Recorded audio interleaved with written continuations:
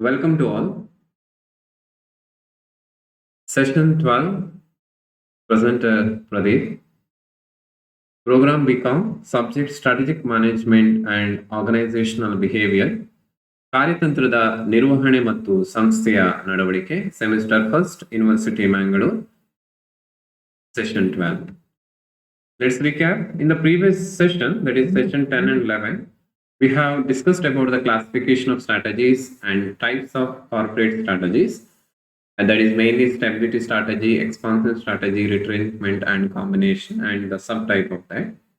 Let me to just glance what we have discussed in the previous session, because you might come across with the confusion, because in the previous session we have discussed so many classification or types of strategies and their subclassification. Somewhere you might mess with all the different types of strategies, and you might have some confusions regarding. So let me to put in a single PowerPoint regarding those types which we have discussed in the previous sessions, and you can make a chart of this and you can easily remember this. Okay, understand first strategy, first corporate strategy. In the previous session, basically the strategy is classified into three categories, that is corporate level strategy, business level strategy, and functional level strategy. That broadly, strategy is classified based on the level. Based on the level, it has three types. Okay, that is corporate, business level, and functional. So ಅಂದ್ರೆ basically strategy ಅನ್ನುವಂಥದ್ದು ಮೂರು ರೀತಿ ವಿಭಾಗ ಆಗಿದೆ. ಒಂದು corporate level ಅಲ್ಲಿ, ಮತ್ತೊಂದು business level ಅಲ್ಲಿ, ಮತ್ತೊಂದು ಫಂಕ್ಷನಲ್ ಲೆವೆಲ್ ಅಲ್ಲಿ. ಓಕೆ, ಈಗ ಸ್ಟೆಬಿಲಿಟಿ ಸ್ಟ್ರಾಟಜಿ, ಕಾರ್ಪೊರೇಟ್ ಲೆವೆಲ್ ಸ್ಟ್ರಾಟಜಿಯನ್ನು ನಾವು ಅಲ್ಲಿ ಸೆಷನ್ ಅಲ್ಲಿ ನಾವು ಡಿಸ್ಕಸ್ ಮಾಡಿರುವಂತದ್ದು. ಬಿಸಿನೆಸ್ ಲೆವೆಲ್ ಮತ್ತು ಫಂಕ್ಷನಲ್ ಲೆವೆಲ್ ಅನ್ನ ಈ ಪರ್ಟಿಕ್ಯುಲರ್ ಸೆಷನ್ ಅಲ್ಲಿ ನಾವು ಡಿಸ್ಕಸ್ ಮಾಡ್ತೇವೆ. ಕಾರ್ಪೊರೇಟ್ ಸ್ಟ್ರಾಟಜಿ ಅಂತ ಬಂದಾಗ, when you take the corporate strategy, we come across stability strategy, expansion or growth and intensification strategy, retrenchment strategy, and combination strategy. Okay, these are the four major types of corporate strategy. And then further, stability strategy has been classified into three types. ಮತ್ತೆ stability ಸ್ಟ್ರಾಟಜಿಯಲ್ಲಿ ಉಪ ವಿಭಾಗಗಳಾಗಿ ಅಥವಾ ಉಪ ವಿಧಗಳಾಗಿ ಮೂರು ಬರ್ತದೆ. That is, first one, no change strategy, profit strategy, pause, proceed with caution strategy. We call it is temporary strategy. Okay, fine. And then second types of corporate strategy, that is expansion, growth, or intensification strategy, further classified or subdivided into four types. Okay, four types ಯಾವುದು ಅಂತ ಹೇಳಿದ್ರೆ, concentration strategies, integration strategies, diversification strategies, corporation strategy. Okay, moving further, these individual expansion growth ಸ್ಟ್ರಾಟಜಿಯಲ್ಲಿ basically corporate level ಸ್ಟ್ರಾಟಜಿಯಲ್ಲಿ 4 ಬರ್ತದೆ. ಅದರಲ್ಲಿ second type ಇರುವಂತದ್ದು expansion, growth ಅಥವಾ intensification strategy. ಅದನ್ನ ಫರ್ದರ್ 4 ಕ್ಲಾಸಿಫಿಕೇಶನ್ ಮಾಡ್ತಾರೆ ಮತ್ತು ಅದರಲ್ಲಿ ಸಬ್ ಕ್ಲಾಸಿಫಿಕೇಶನ್ಸ್ ಇದೆ. ಸೊ ದಟ್ ಇಲ್ಲಿ ಸ್ವಲ್ಪ ನಾವು ನೋಡ್ಕೋಬೇಕು ಯಾವ ಟೈಪ್ ಯಾವ ಅಂಡರ್ ಬರುತ್ತೆ ಅಂತ ಹೇಳಿ. ಕಾನ್ಸಂಟ್ರೇಷನ್ ಸ್ಟ್ರಾಟಜೀಸ್ ಅಲ್ಲಿ ಮಾರ್ಕೆಟ್ ಪೆನೆಟ್ರೇಷನ್, ಮಾರ್ಕೆಟ್ ಡೆವಲಪ್ಮೆಂಟ್ ಮತ್ತು ಪ್ರಾಡಕ್ಟ್ ಡೆವಲಪ್ಮೆಂಟ್ ಸ್ಟ್ರಾಟಜೀಸ್ ಇರುತ್ತೆ, ನಾವು ಡಿಸ್ಕಸ್ ಮಾಡಿದ್ದೇವೆ. ಅಂಡ್ ಇಂಟಿಗ್ರೇಷನ್ ಸ್ಟ್ರಾಟಜೀಸ್ ಅಲ್ಲಿ vertical integration, horizontal integration, and under diversification strategies, related or concentric diversification, and unrelated or conglomerate diversification. And under cooperation strategies, mergers and acquisitions, joint ventures, strategic alliances. We have discussed about all this, and this is a very, very important strategy area because we learned so many things here. So, and then we have discussed about retrenchment strategy. Under that, mainly we discussed about turnaround strategy, divestment strategy, and liquidation strategy. And then we moved on to the last type, that is combination strategy. The name itself indicates it's a combination of the different strategies, or we can call it as mixed or hybrid strategy. Right. ಈಗ ಈ ಒಂದು picture ನಿಮ್ಗೆ ಗೊತ್ತಿರಲಿ, ಅಂದ್ರೆ ಈ idea ಇರಲಿ. ನಂತರ ಇದೆಲ್ಲವೂ ಕೂಡ ಕಾರ್ಪೊರೇಟ್ ಲೆವೆಲ್ ಸ್ಟ್ರಾಟಜಿಯ ಭಾಗ ಆಗಿರುತ್ತೆ.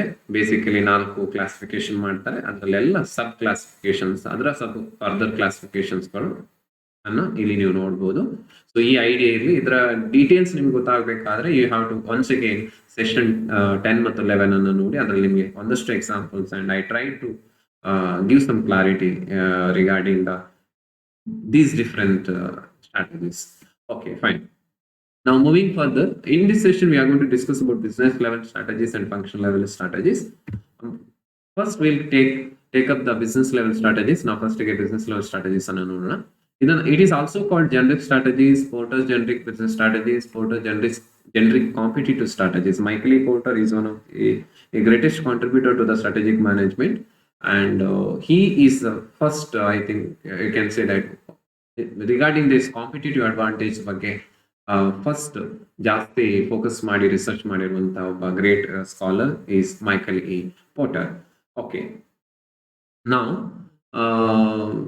ಅಂಡರ್ ಬಿಸ್ನೆಸ್ ಲೆವೆಲ್ ಸ್ಟ್ರಾಟಜಿ ಇಲ್ಲಿ I think it is to ಈ ರೀತಿ ಸೆಕೆಂಡ್ ಅಂತ ಹೇಳಿ ನಾವು ಕನ್ಸಿಡರ್ ಮಾಡೋದಾದ್ರೆ the second types of strategy under levels of strategy. ಏನು ಬಿಸ್ನೆಸ್ ಲೆವೆಲ್ ಸ್ಟ್ರಾಟಜಿ ಅಥವಾ ಬಿಸ್ನೆಸ್ ಸ್ಟ್ರಾಟಜೀಸ್ ಅಂತ ಹೇಳಿದ್ರೆ, business strategies are the courses of action adopted by an organization for each of its business separately. Please note, for each of its businesses separately to serve identified customer groups and provide value to the customer by satisfaction of their needs. I told you about the Tata company. Tata company has many, many companies under its parent company, subsidiaries, holding arrangement ಅಲ್ಲಿ ಅಥವಾ separate ಆಗಿ ಬೇರೆ ಬೇರೆ ಕಂಪ್ನಿಗಳು Tata ಕಂಪ್ನಿಯ under ಬರ್ತವೆ. So ಆ ಬೇರೆ ಬೇರೆ ಕಂಪ್ನಿ ಅಂತ ನಾನು ಹೇಳಿದೆ, ಆ ಬೇರೆ ಬೇರೆ ಇಂಡಿವಿಜುವಲ್ ಕಂಪ್ನಿಗಳು, say for example related to software, related to chemicals, related to automobile, related to fast moving consumer goods or related to any other area, ಆ ಇಂಡಿಪೆಂಡೆಂಟ್ ಆಗಿ ಆ ಬಿಸ್ನೆಸ್ಗಳು ಮಾಡುವಂತ ಸ್ಟ್ರಾಟಜಿ ಇದೆಯಲ್ಲ, ಅದು ಬಿಸ್ನೆಸ್ ಲೆವೆಲ್ ಸ್ಟ್ರಾಟಜಿ ಆಗುತ್ತೆ. ಈಗ ಸಾಫ್ಟ್ವೇರ್ಗೆ ಸಂಬಂಧಪಟ್ಟಾಗೆ ಸ್ಟ್ರಾಟಜಿ ಅದನ್ನ ನೀವು ಫಾಸ್ಟ್ ಮೂವಿಂಗ್ ಕನ್ಸ್ಯೂಮರ್ ಗೂಡ್ಸ್ಗೆ ಮಾಡ್ಲಿಕ್ಕೆ ಆಗೋದಿಲ್ಲ. ಬಿಕಾಸ್ ಅದು ಎರಡು ಇಂಡಸ್ಟ್ರಿಗಳು ಬೇರೆ ಬೇರೆ, ಏರಿಯಾ ಆಫ್ ಆಪರೇಷನ್ ಬೇರೆ, ನೇಚರ್ ಆಫ್ ಬಿಸ್ನೆಸ್ ಬೇರೆ. ಆದ ಕಾರಣ ಅಲ್ಲಿ ಸ್ಟ್ರಾಟಜೀಸ್ಗಳು ಬೇರೆ ಬೇರೆ ರೀತಿಯಾಗಿರುತ್ತೆ. ಅದೇ ಯಾವುದೊಂದು ಕ್ವಾಲಿಟಿಯನ್ನು ಓವರ್ ಆಲ್ ಟಾಟಾ ಕಂಪ್ನಿಗಳು ಕ್ವಾಲಿಟಿಯನ್ನು ಶುರು ಮಾಡಬೇಕು, ಅಥವಾ ಟಾಟಾ ಕಂಪ್ನಿಯಲ್ಲಿ ಕಾಸ್ಟ್ ಎಫಿಷಿಯನ್ಸಿ ಆಗಬೇಕು, ಅಥವಾ ಟಾಟಾ ಕಂಪ್ನಿ ಗ್ರೂಪ್ ಆಫ್ ಕಂಪ್ನಿಯಲ್ಲಿ ಎನ್ವೈರನ್ಮೆಂಟಲ್ ಯಾವುದೇ ರೀತಿಯ ತೊಂದರೆ ಆಗಬಾರ್ದು, ಈ ರೀತಿಯ ಅದಕ್ಕೋಸ್ಕರ ಸ್ಟ್ರಾಟಜಿ ಮಾಡುವಂಥದ್ದು. ಅಥವಾ ಟಾಟಾ ಕಂಪನಿ ಒಂದಷ್ಟು ದೊಡ್ಡ ಮಟ್ಟದ ಎಕ್ಸ್ಪಾನ್ಷನ್ ಮಾಡಿ ಎಕನಾಮಿಕ್ಸ್ ಆಫ್ ಸ್ಕೇಲ್ಸ್ ಅನ್ನು ಅಚೀವ್ ಮಾಡಬೇಕು, ಇದೆಲ್ಲ ಹೇಳುವಂಥದ್ದು ಎಲ್ಲ ಕಡೆ ಅಪ್ಲಿಕೇಬಲ್ ಆಗುತ್ತೆ. But when you come to know ಕೆಲವು ಅದರದೇ ಆದ ಆಯಾಯ ಡೆಫಿನೇಷನ್, ಆಯಾಯ ಬಿಸ್ನೆಸ್ಗೆ ಸಂಬಂಧಪಟ್ಟ ಹಾಗೆ ಗುಣಲಕ್ಷಣಗಳು, ನೇಚರ್ ಇರ್ತದೆ. ಆ ನೇಚರ್ ಡಿಸೈಡ್ ಮಾಡುತ್ತೆ what type of strategy has to be taken or considered ಅನ್ನುವಂಥದ್ದು. ಆದ ಕಾರಣ ಈಚ್ ಬಿಸ್ನೆಸ್ಗೆ ಅದು ವೇರಿ ಆಗ್ತಾ ಹೋಗುತ್ತೆ. So that we have different business level strategies for different businesses, right. ನಾವು ಇದರ ಕ್ಯಾರೆಕ್ಟರಿಸ್ಟಿಕ್ಸ್ ನೋಡೋದಾದ್ರೆ, specific deals with specific issues that affect the particular business unit. I told you about software ನ problems ಗಳು ಬೇರೆ, ಅದರ prospectus ಗಳು ಬೇರೆ. Software industry, TCS Tata consultancy service. ಅದೇ ರೀತಿ ನೀವು ಟಾಟಾ ಆಟೋಮೊಬೈಲ್ಸ್ ಬಂದ್ರೆ ಟಾಟಾ ಮೋಟಾರ್ಸ್ ಇದೆ, ಅದರ prospectus and their problem is different. So that it is very very specific to the industry or the particular business unit. ಅದು ಬೇರೆ ಬೇರೆ ಆಗಿರುತ್ತೆ, ತುಂಬಾ ಸ್ಪೆಸಿಫಿಕ್ ಆಗಿರುತ್ತೆ. Short term orientation, normally when you compare to the corporate level strategies, compared to the corporate level strategies, ಈ short term orientation ತುಂಬಾ, it is not for ತುಂಬಾ ದೊಡ್ಡ ಡ್ಯೂರೇಷನ್ 25 years 50 years ಆ ರೀತಿ ತುಂಬಾ ಫೋರ್ ಸೈಟೆಡ್ ಆಗಿರುವುದಿಲ್ಲ. It has sometimes a short term. ಈಗ ಈ ಮೂಮೆಂಟ್ಗೆ ಏನೋ ಒಂದು ಆಕ್ಷನ್ ಆಗಬೇಕು related to business unit, in the sense like software industry ಬಗ್ಗೆ ಏನೋ ಒಂದು ಆಕ್ಷನ್ ತಗೊಳ್ಬೇಕು ಅವರ ಕಂಪನಿ ಬಗ್ಗೆ. So that it is as compared to the corporate level strategy, it is of a short term orientation and simple in nature, fairly simple in nature compared to the corporate strategies. Because corporate strategies ನೋಡಿದ್ರೆ ಇಡೀ ಒಂದು group of ಕಂಪನಿಗೆ ಸಂಬಂಧಪಟ್ಟಾಗ ಅಥವಾ ದೊಡ್ಡ ಮಟ್ಟದ ಏರಿಯಾವನ್ನು, hole organisation ಅನ್ನು consider ಮಾಡಿಕೊಂಡು decision ಅನ್ನು ತಗೊಳ್ಬೇಕಾಗುತ್ತೆ. ಹಾಗಾಗಿ ಅವ್ರಿಗೆ ಎಲ್ಲ ಕನ್ಸಿಡರೇಷನ್ ಇರಬೇಕಾಗುತ್ತೆ. ಹಾಗಾಗಿ ಅದನ್ನು ಕಾಂಪ್ಲಿಕೇಟೆಡ್ ಅಂತ ಹೇಳ್ತೇವೆ. Because when you going to understand, ಈಗ ನೀವು ಇಡೀ ಭಾರತವನ್ನು ಸ್ಟಡಿ ಮಾಡ್ಬೇಕಂತ ಹೇಳಿದಾಗ ನಿಮ್ಗೆ ಭಾರತದಲ್ಲಿ ಬೇರೆ ಬೇರೆ ಸಂಸ್ಕೃತಿಗಳಿರುತ್ತೆ.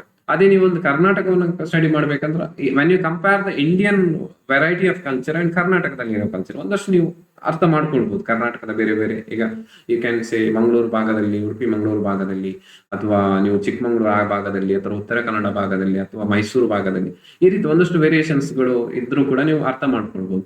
ಅದೇ ನೀವು ಆಲ್ ಓವರ್ ಇಂಡಿಯಾವನ್ನ ಅರ್ಥ ಮಾಡ್ಕೊಳ್ಳೋದು it's not easy. Like corporate level strategy ಅಂತ ಹೇಳಿದ್ರೆ ಅವ್ರು ಆ ರೀತಿ ಎಲ್ಲ ಬಿಸ್ನೆಸ್ ಅನ್ನ, ಎಲ್ಲ ಏರಿಯಾನ ಅರ್ಥ ಮಾಡ್ಕೊಂಡು ಅವ್ರು ಡಿಸಿಷನ್ ತಗೊಳ್ಬೇಕಾಗುತ್ತೆ. When it comes to the business level ಅಷ್ಟಿಲ್ಲ. ಈ ಕ್ಯಾನ್ ಟೇಕ್ ಇಲ್ಲಿ ಇಂಡಿಯಾ ಮತ್ತು ಭಾರತ ಮತ್ತು ಕರ್ನಾಟಕ ಇದ್ದಾಗೆ ಆ ರೀತಿ ಕರ್ನಾಟಕದ ಲೆವೆಲ್ಗೆ ಅವರು ಡಿಸಿಷನ್ಸ್ ಅನ್ನು ತಗೊಳ್ಬಹುದು. So that's why we say it is fairly simple as compared to the corporate level strategies. And independent. Of course ಅದು ಬಿಸ್ನೆಸ್ ಯೂನಿಟ್ಗೆ ಸಂಬಂಧಪಟ್ಟದ್ದು. ಈಗ ಸಾಫ್ಟ್ವೇರ್ ರಿಲೇಟೆಡ್ ಏನಾದ್ರು ಡಿಸಿಷನ್ ತಗೊಳ್ತಾರೆ ಅಂತ ಆದ್ರೆ ಅದು ಸಾಫ್ಟ್ವೇರ್ಗೆ ಸಂಬಂಧಪಟ್ಟದ್ದೇ ಆಗಿರುತ್ತೆ. ಸೊ ಇಂಡಿಪೆಂಡೆಂಟ್ ಆಗಿರುತ್ತೆ. It is nothing, most of the time it is nothing to do with the fast moving consumer good or Tata chemicals. TCS, Tata consultancy service is a software industry company. ಸೊ ಅದು ಅಲ್ಲಿ ತಗೊಳ್ಳೋ ಡಿಸಿಷನ್ಗಳು ಇಂಡಿಪೆಂಡೆಂಟ್ ಆಗಿರುತ್ತೆ. It is nothing to do with Tata chemicals, ಅದು ಇನ್ನೊಂದು company ಟಾಟಾದು. But it comes and corporate level ಬಂದಾಗ ಎರಡು ಕಂಪನಿಗಳು ಸೇಮ್ ಅಂಬ್ರೆಲ್ಲಾ ಅಂಡರ್ ಬರ್ತವೆ. So it depends, that is why we say that ಆ ಡಿಸಿಷನ್ಸ್ಗಳು ಇಂಡಿಪೆಂಡೆಂಟ್ ಆಗಿರುತ್ತೆ. ಆಯಾಯ ಬಿಸ್ನೆಸ್ ಯೂನಿಟ್ ಅಥವಾ ಸ್ಟ್ರಾಟಜಿಕ್ ಬಿಸ್ನೆಸ್ ಯೂನಿಟ್ ಅಂತ ನಾವು ಕರೀತೇವೆ. This is about the basic strategics, characteristics of the business strategies.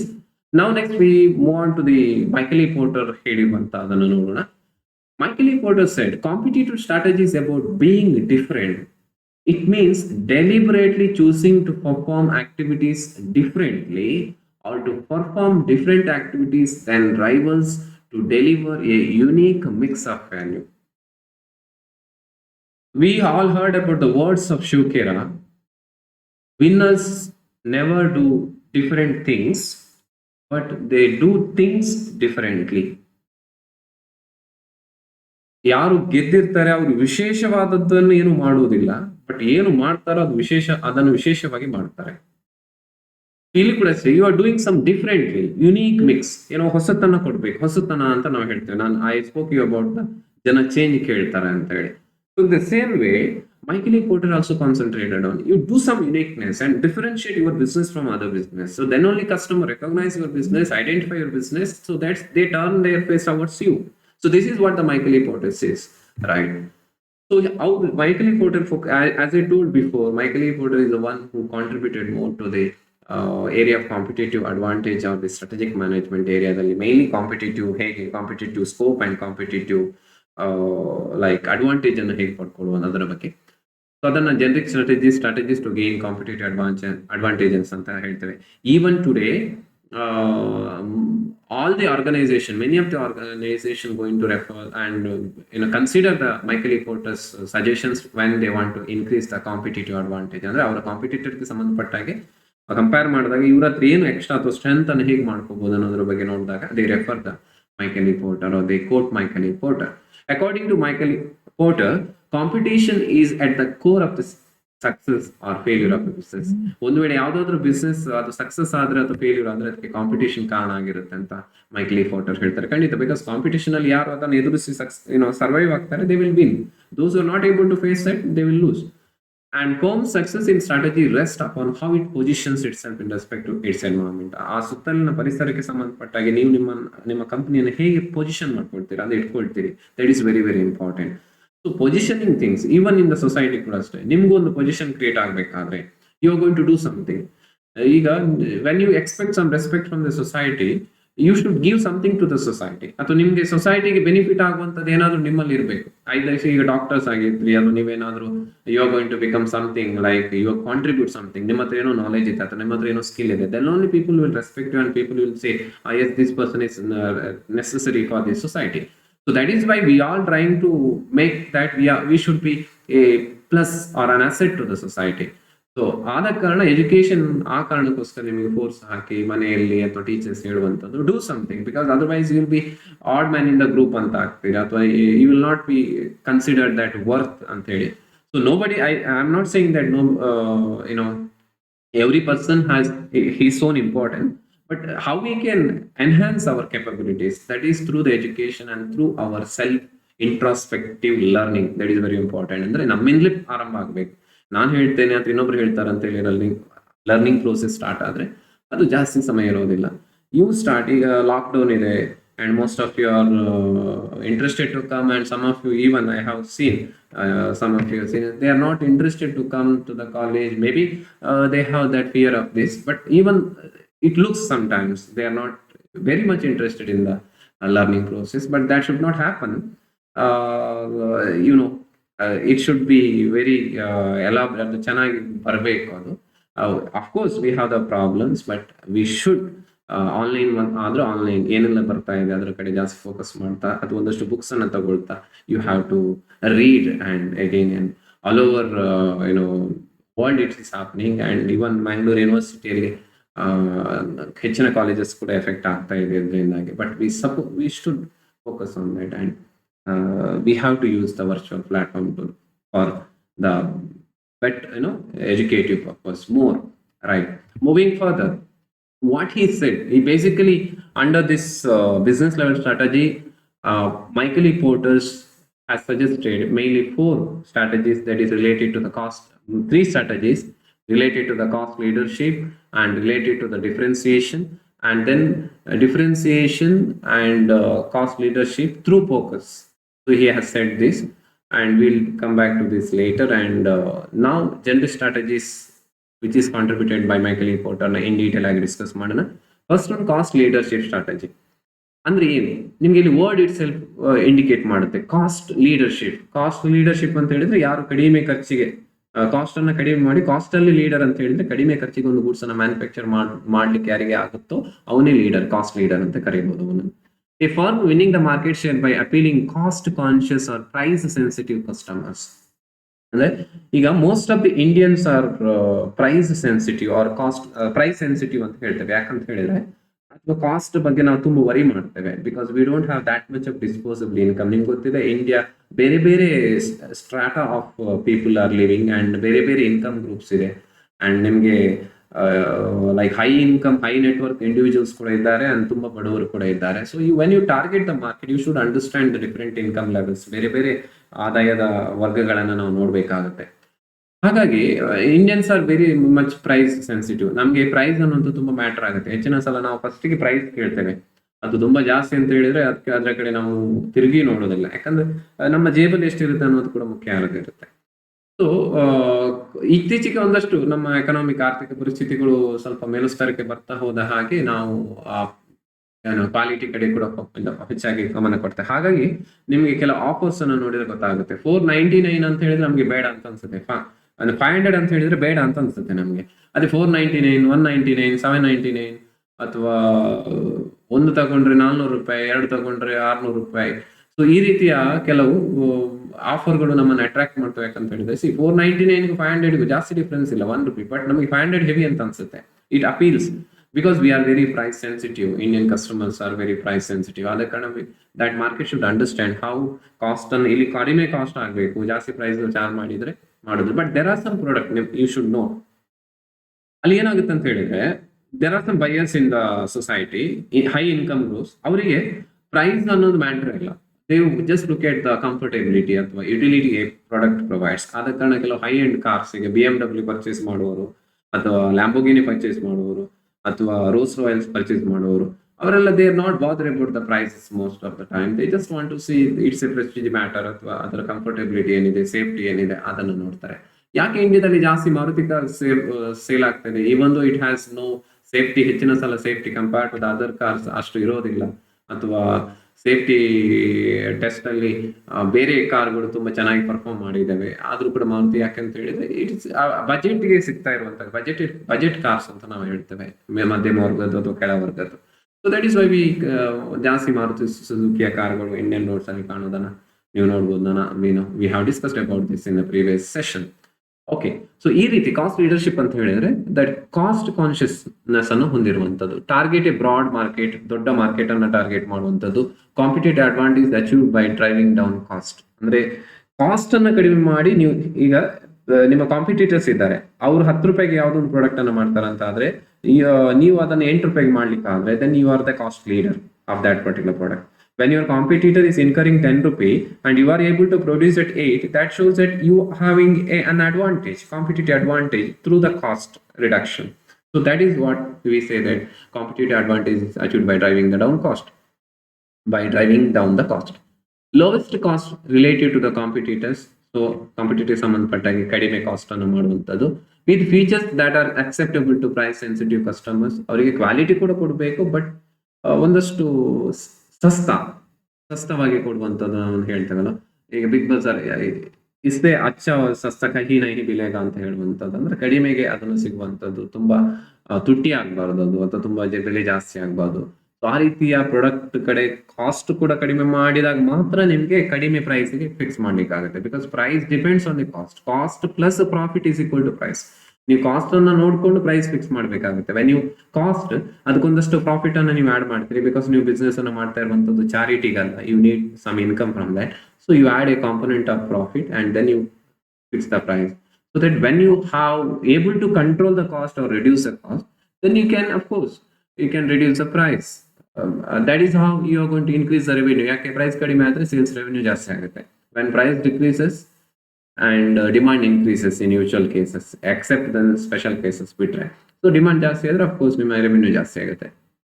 Relatively standardised product, ಈಗ ಸ್ಟ್ಯಾಂಡರ್ಡೈಸ್ಡ್ ಪ್ರಾಡಕ್ಟ್ ಅನ್ನು ಮ್ಯಾನುಫ್ಯಾಕ್ಚರ್ ಮಾಡೋ ಕಡೆ ಜಾಸ್ತಿ ಫೋಕಸ್, ಅಂದ್ರೆ ಒಂದು ಫಿಕ್ಸ್ ಒಂದು ಮೌಲ್ಡ್ ಅನ್ನು ಮಾಡುವಂತದ್ದು, ಒಂದು ಅದಕ್ಕೆ ಅಚ್ಚು ಅಂತ ನಾವು ಹೇಳ್ಬೋದು. ಅಂದ್ರೆ ಎಲ್ಲ ಪ್ರಾಡಕ್ಟ್ ಅನ್ನು ಒಂದು ಸ್ಟ್ಯಾಂಡರ್ಡ್ ಸೈಜ್ ಅಲ್ಲಿ ಅಥವಾ ಸ್ಟ್ಯಾಂಡರ್ಡ್ ಡಿಸೈನ್ ಅಲ್ಲಿ ಮಾಡೋದು. ಅವಾಗ ಏನಾಗುತ್ತೆ, ನಿಮ್ಗೆ ಎಲ್ಲವೂ ಕೂಡ ಒಂದೇ ಲಾಟ್ ತುಂಬಾ ಪ್ರೊಡಕ್ಷನ್ ಮಾಡ್ಲಿಕ್ಕೆ ಆಗುತ್ತೆ, ಅಂದ್ರೆ ವೇರಿಯೇಷನ್ಸ್ ಇರೋದಿಲ್ಲ ಮ್ಯಾನುಫ್ಯಾಕ್ಚರಿಂಗ್ ಪ್ರೋಸೆಸ್ ಅಲ್ಲಿ. ಹಾಗಾಗಿ ನಿಮಗೆ ಕಡಿಮೆ ಟೈಮ್ ಅಲ್ಲಿ, ಕಡಿಮೆ ರಿಸೋರ್ಸ್ ಅಲ್ಲಿ, ಕಡಿಮೆ ಖರ್ಚಲ್ಲಿ ಜಾಸ್ತಿ ಪ್ರಾಡಕ್ಟ್ ಅನ್ನು ಮಾಡ್ಲಿಕ್ಕೆ ಆಗುತ್ತೆ. When products are of same size, same quality, ಆ ರೀತಿಯಲ್ಲಿ ಮಾಡಿದಾಗ ಸ್ಟ್ಯಾಂಡರ್ಡೈಸ್. ಈಗ ಯಾವುದೊಂದು ಪ್ರಾಡಕ್ಟ್ ಅನ್ನೇ ತಗೊಳ್ಳಿ, ಸೋಪ್ ಅನ್ನು ಸ್ಟ್ಯಾಂಡರ್ಡ್ ನಿಮಗೆ ಸೈಜ್ ಅಲ್ಲಿ ಸಿಗ್ತದೆ ಅದು. ಹಾಗಾಗಿ ಆ ಸ್ಟ್ಯಾಂಡರ್ಡ್ ಸೈಜ್ ಅಲ್ಲಿ ನೀವು ಮ್ಯಾನುಫ್ಯಾಕ್ಚರ್ ಮಾಡ್ತಾ ಹೋದಾಗ ನಿಮಗೆ ಓವರ್ ಆಲ್ ಕಾಸ್ಟ್, ಇಲ್ಲಿ ಕಾಸ್ಟ್ ಮೀಟರ್ ಇಂದ ನಿಮಗೆ ಕಡಿಮೆಗೆ ಮಿನಿಮಮ್ಗೆ ಕಾಸ್ಟ್ ಅನ್ನು ಮಾಡ್ಲಿಕ್ಕೆ ಆಗುತ್ತೆ. ಈಗ ವಾಲ್ಮಾರ್ಟ್ ಅನ್ನುವಂಥದ್ದು ದೊಡ್ಡ ರಿಟೇಲ್ ಚೈನ್ ಇರುವಂತ ಬಿಸ್ನೆಸ್ ಅದು. ಇಂಡಿಯಾದಲ್ಲಿ ಬಿಗ್ ಬಜಾರ್ ಹಾಗೆ ಮೋರ್ ಸ್ಟೋರ್ಸ್ ಹೇಗಿದೆ, ಅದಕ್ಕೆ Walmart is an international retail chain ಅನ್ನು ಹೊಂದಿರುವಂತದ್ದು. ಅವ್ರು they have the different other business also. ಅವ್ರು ಫೋಕಸ್ ಮಾಡಿರುವಂತೂ ಇಲ್ಲಿ ಕಾಸ್ಟ್ ಅನ್ನ ಕಡಿಮೆ ಮಾಡಿ, ಕಡಿಮೆಗೆ ಜನರಿಗೆ ಮಾಲ್ಸ್ ಅಲ್ಲೆಲ್ಲ ಕೆಲವು ಸಲ ನೋಡಿ ಗೂಡ್ಸ್ ಅಲ್ಲಿ ಕಡಿಮೆ ಸಿಗುತ್ತೆ. ಯಾಕಂತ ಹೇಳಿದ್ರೆ ಕಂಪೇರ್ ಟು ದ ನಿಮ್ಮ ಕಿರಾಣಿ ಶಾಪ್ಸ್ ಅಥವಾ ಸಣ್ಣ ಶಾಪ್ಗಿಂತ ಅವ್ರು ಆಫರ್ ಕೊಡ್ತಾರೆ. ಏನು ಸಣ್ಣ ಸಣ್ಣ ಈ ಕೆಜಿಗೆ ಇಷ್ಟು. ಜನರಲ್ ಮಾರ್ಕೆಟ್ ಅಲ್ಲಿ ಆಪಲ್ಗೆ 100 ರೂಪಾಯಿ ಇದ್ದಾಗ ಅಲ್ಲಿ ಅವ್ರು 80 ರೂಪಾಯಿ, 89 ರೂಪಾಯಿ ಅದಕ್ಕೆಲ್ಲ ಕೊಡ್ತಾರೆ. ಅದೆಲ್ಲ ಪ್ರೈಸಿಂಗ್ ಸ್ಟ್ರಾಟಜಿ ನೋಡಿ, ಅವ್ರು 89 ಅಂತ ಹಾಕುವಂಥದ್ದು. 90 ಹಾಕಿದ್ರೆಲ್ಲ ಒಂದ್ ಕಡೆ 90 ಜಾಸ್ತಿ ಆಯ್ತು ಅಂತ ಅನ್ಸುತ್ತೆ. ಅದೇ 89 ಅಂತ ಹೇಳಿ 80ಗೆ ಸಿಗ್ತಾ ಇದೆ ಅಂತ ನಾವು ಹೇಳ್ತೇವೆ. ಸಿ ದೇ ಜಸ್ಟ್ ಅಟ್ಯಾಕಿಂಗ್ ಅಥವಾ using that emotions of the people. Okay, so it is possible through that standard product ಮಾಡಿದಾಗ ಅವರಿಗೆ ಅದು ಎಕನಾಮಿಕ್ಸ್ ಆಫ್ ಸ್ಕೇಲ್ ಸಿಗ್ತದೆ. ಇದರ ಬಗ್ಗೆ ನೀವು ಡೀಟೇಲ್ ಆಗಿ ಯೋಚನೆ ಮಾಡ್ತಾ ಹೋದಾಗ you come to know that how standardized product able to help to reduce the overall cost. Next, differentiation strategy. Second business level strategy is differentiation. See ಇಲ್ಲಿ differentiation, ನಿಮ್ಮ ಪ್ರಾಡಕ್ಟ್ ಬೇರೆಯವ್ರ ಪ್ರಾಡಕ್ಟ್ ಅನ್ನ compare ಮಾಡಿದಾಗ ಏನೋ ಒಂದು ಸ್ವಲ್ಪ look different. It is have the special identity, special identity. ಈಗ ನೀವು ಕಾಲೇಜಿಗೆ ಹೋಗ್ತೀರಿ, ಒಂದು ಮಳೆಗಾಲ, just imagine a rainy day, all took the umbrella, black umbrellas, but you took the red umbrella. ಏನಾಗುತ್ತೆ, you have a special identity on that day. ನೀವು ನಡ್ಕೊಂಡು ಬರ್ತೀರಿ ರೋಡಲ್ಲಿ, ಕೊಡೆ ಇಟ್ಕೊಂಡು, ಜೋರು ಮಳೆ ಬರ್ತಾ ಇದೆ, ಎಲ್ಲರೂ ನೋಡ್ತಾ ಇರುವಾಗ ನಿಮ್ಗೊಂದು ವಿಶೇಷ ಐಡೆಂಟಿಟಿ ಇರುತ್ತೆ. ಯಾಕಂತ ಹೇಳಿದ್ರೆ ಎಲ್ಲ ಬೇರೆಲ್ಲವೂ ಕೂಡ black umbrella, but yours is red. ಈ ರೀತಿ ಅಂದ್ರೆ just you can identify in the market. When you are different you will get noticed. So ಈ ರೀತಿ in the same way you know that apple, this apple and this apple difference ಇದೆ ನೋಡಿ ಈ ಆಪಲ್ಗೆ.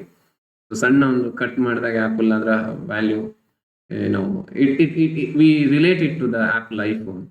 So ಇಲ್ಲಿ differentiation, ಈಗ mobile phone ಅಲ್ಲಿ ಬೇರೆ ಬೇರೆ ಇದೆ, but you can see that people ನಿಮ್ಮ ಹತ್ರ ಐಫೋನ್ ಅಂತ ಹೇಳಿದಾಗ ಏನೋ ಒಂದು ಸಿಮ್ಗೆ ಹೌದಾ they ask how much you paid and how is the functioning. ಅಂದ್ರೆ ಒಂದಷ್ಟು ವರ್ಷಗಳ ಹಿಂದೆ ತುಂಬಾ ಇತ್ತು. ಈಗ ನಾರ್ಮಲಿ ಎಲ್ಲರದ್ದು ಕೂಡ ಆಪಲ್ ಕೂಡ ಲಕ್ಸುರಿಯಸ್ ಪ್ರಾಡಕ್ಟ್ ಅಂತಲ್ಲ, but it has own differentiation. ಈಗ ಆಪಲ್ ಮೊಬೈಲ್, ಆಪಲ್ ಲ್ಯಾಪ್ಟಾಪ್ ಇದ್ದಾಗ ಎಲ್ಲೋ ಒಂದ್ ಕಡೆ ಅದು ಬೇರೆ ಎಲ್ಲ ಪ್ರಾಡಕ್ಟ್ ನಡುವೆ ಅದು ಇದ್ದಾಗ ಇಟ್ ಲುಕ್ಸ್ ಡಿಫ್ರೆಂಟ್. ಅದರದ್ದೊಂದು ಮರ್ಯಾದೆ ಬೇರೆ, ಇನ್ ಸಿಂಪಲ್ ಆಗಿ ಹೇಳ್ಬೇಕಾದ್ರೆ.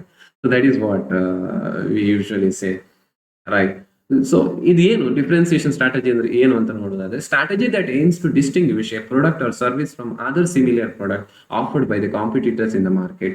ಸ್ಟ್ರಾಟಜಿ ದಟ್ ಏಮ್ಸ್, ಅದು ಮೇ ಬಿ ಕಲರ್ ಅಲ್ಲಿ ಆಗಿರ್ಬೋದು, ಡಿಸೈನ್ ಅಲ್ಲಿ ಆಗಿರ್ಬೋದು, ಅಥವಾ ಅದರ ಫೀಚರ್ ಅಲ್ಲಿ ಆಗಿರ್ಬೋದು, ಅದರ ಅಪಿಯರೆನ್ಸ್ ಅಲ್ಲಿ ಆಗಿರ್ಬೋದು, ಯಾವುದ್ರಲ್ಲ ಆಗಿರ್ಬೋದು, but distinguish a product or service from other similar product. ಬೇರೆ ಪ್ರಾಡಕ್ಟ್ ಅನ್ನ ಮಾರ್ಕೆಟ್ ಅಲ್ಲಿ ಇರುವಂತಹ ಅದರ್ ಸಿಮಿಲರ್ ಪ್ರಾಡಕ್ಟ್ ಅನ್ನ ಕಂಪೇರ್ ಮಾಡಿದಾಗ ಆಪಲ್ ಐಫೋನ್ ಮೊಬೈಲ್ ಫೋನ್, ನಿಮ್ಗೆ ವಿವೋ ಇದೆ, ಒಪ್ಪೋ ಇದೆ, and so many other mobile phones ಇದೆ, ಸ್ಯಾಮ್ಸಂಗ್ ಇದೆ, ಬಟ್ ಆಪಲ್ ಈಸ್ ಆಪಲ್ ಅಂತ ಹೇಳ್ತೇವಲ್ಲ, that is what the difference.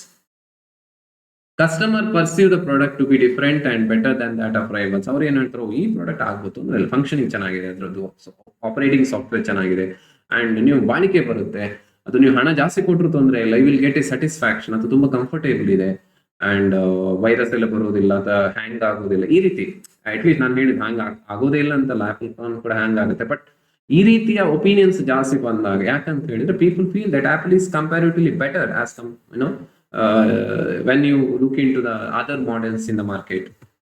The value added by the uniqueness of the product may allow the firm to charge premium price for it. ಈ safety ತುಂಬಾ ಚೆನ್ನಾಗಿದೆ. ಅದು lock ಆದ್ರೆ ಕೆಲವು ಸಲ ಏನಂದ್ರೆ ನಿಮ್ಗೆ ಮತ್ತೆ ಏನು ಮಾಡ್ಲಿಕ್ಕೆ ಆಗೋದಿಲ್ಲ ಆ ರೀತಿ. Once you forget suppose pin ಎಲ್ಲ ಆದ್ರೆ you have to get it ನೀವು ಅದರ ಲೈಕ್ ರಿಟೇಲ್ ಶಾಪ್ಗೆ ಅಥವಾ ಕಂಪನಿಗೆ ಸೆಂಡ್ ಮಾಡಬೇಕಾದಂತ ಪರಿಸ್ಥಿತಿ ಕೆಲವು ಸಲ ಬರುತ್ತೆ.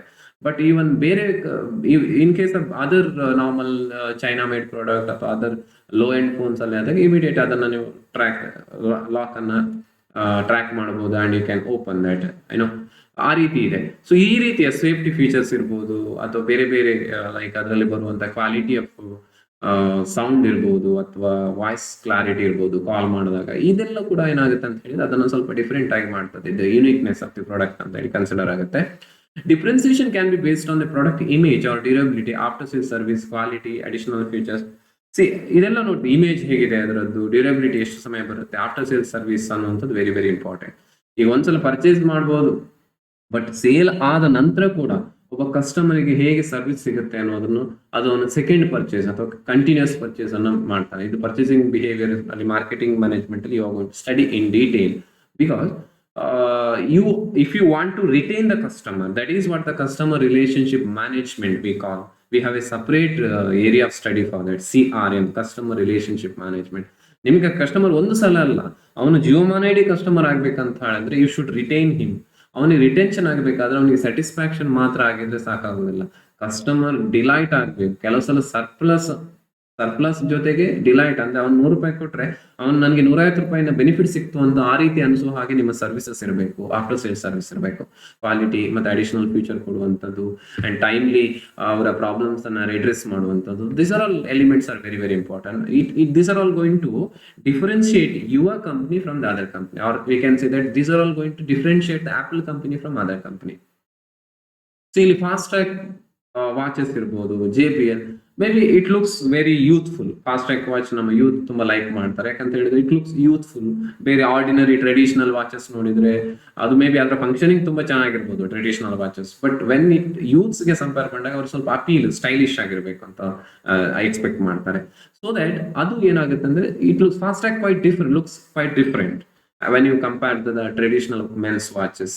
ಅಂಡ್ JBL ಸ್ಪೀಕರ್ ಕೂಡ ಅಷ್ಟೇ, ದ ಪರ್ಫಾರ್ಮೆನ್ಸ್ ಇರ್ಬೋದು ಅಥವಾ ದ ಸೌಂಡ್ ಕ್ಲಾರಿಟಿ ಇರ್ಬೋದು, ಇಟ್ ಮೇಕ್ಸ್ ದಿಸ್. ಅಫ್ಕೋರ್ಸ್ ಆ ಸ್ಪೀಕರ್ ರೇಂಜ್ ಅಲ್ಲಿ you have so many options, ಆ ರೇಂಜ್ ಆಫ್ ಪ್ರಾಡಕ್ಟ್ಸ್ ಇದೆ ಅಲ್ಲಿ, but JBL looks different because of its performance.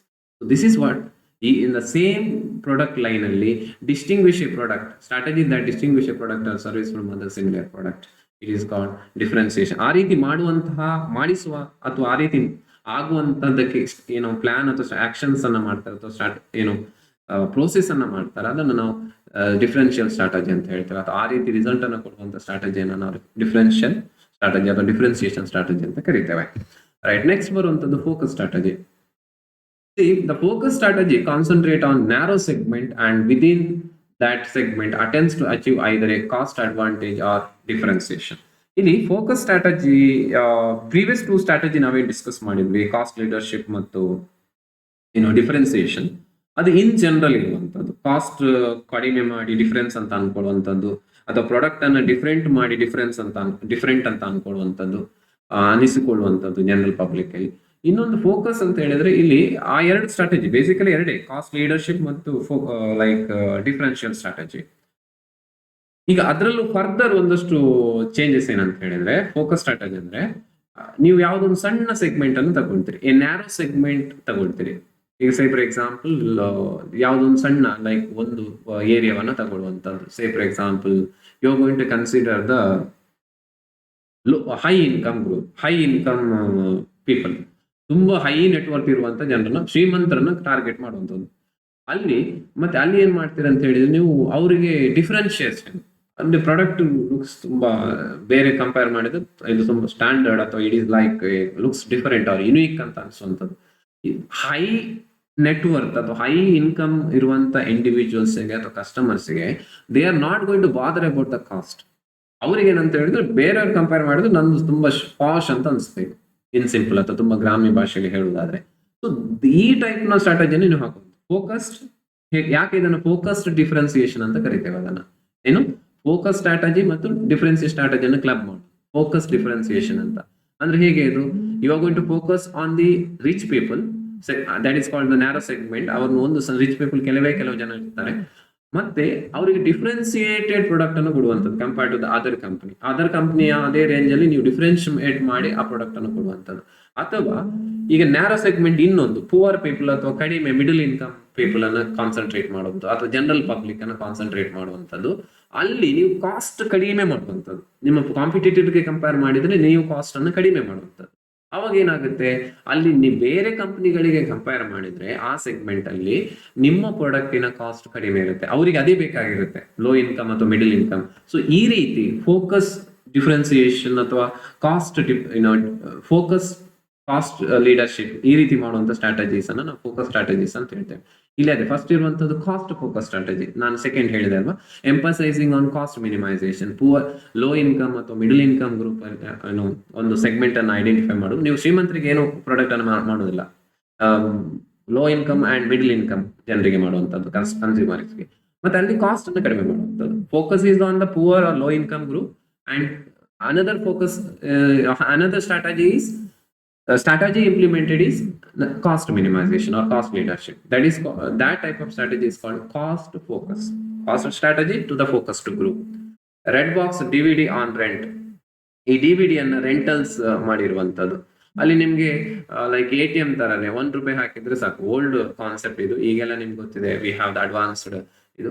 ಈ DVD ಟೈಮ್ ಅಲ್ಲಿ ಏನ್ ಮಾಡ್ತಿದೆ ಅಂತಂದ್ರೆ ರೆಡ್ ಬಾಕ್ಸ್ ಕಂಪನಿ ₹1 ಹಾಕಿದ್ರೆ ಸಾಕು, you can get like DVD cassette. ಆ ರೀತಿ ಅಂದ್ರೆ ಎಲ್ರಿಗೂ ಕೂಡ ಕಡಿಮೆ, ಯಾರು ತುಂಬಾ ಲೈಕ್ ಲೋ ಬಜೆಟ್ ಅಲ್ಲಿ they want to watch the movies or shows, they actually preferred this. ಅಂದ್ರೆ ಇವ್ರಲ್ಲಿ ಟಾರ್ಗೆಟ್ ಮಾಡಿರುವಂತದ್ದು ರಿಚ್ ಪೀಪಲ್ ಅಲ್ಲ, they can visit the multiplex ಅಥವಾ ಮನೆಯಲ್ಲೇ ಅವರು ದೊಡ್ಡ ಸಿನಿಮಾ ಥಿಯೇಟರ್ ನ ಕಟ್ಬಹುದು. ಬಟ್ ಪುವರ್ ಪೀಪಲ್ ಯಾರಿರ್ತಾರೆ, ದೇ ವಾಂಟ್ ವಾಚ್ ಎಂಟರ್ಟೈನ್ಮೆಂಟ್ ಬೇಕು, ಕಡಿಮೆ ಖರ್ಚು ಬೇಕು ಅಂತ ಹೇಳಿದಾಗ. So that is why you can see that ಇಲ್ಲಿ ಇವತ್ತು ನೀವು ಯಾವ್ದೊಂದು ಸಣ್ಣ ಥಿಯೇಟರ್ಗೆ ಹೋದಾಗ ಅಲ್ಲಿರುವಂತ ಟಾರ್ಗೆಟ್ ಆಡಿಯನ್ಸ್ ಬೇರೆ, ಅದೇ ನೀವು ಮಲ್ಟಿಪ್ಲೆಕ್ಸ್ಗೆ ಹೋದಾಗ ಅಲ್ಲಿರುವಂತ ಆಡಿಯನ್ಸ್ ಬೇರೆ.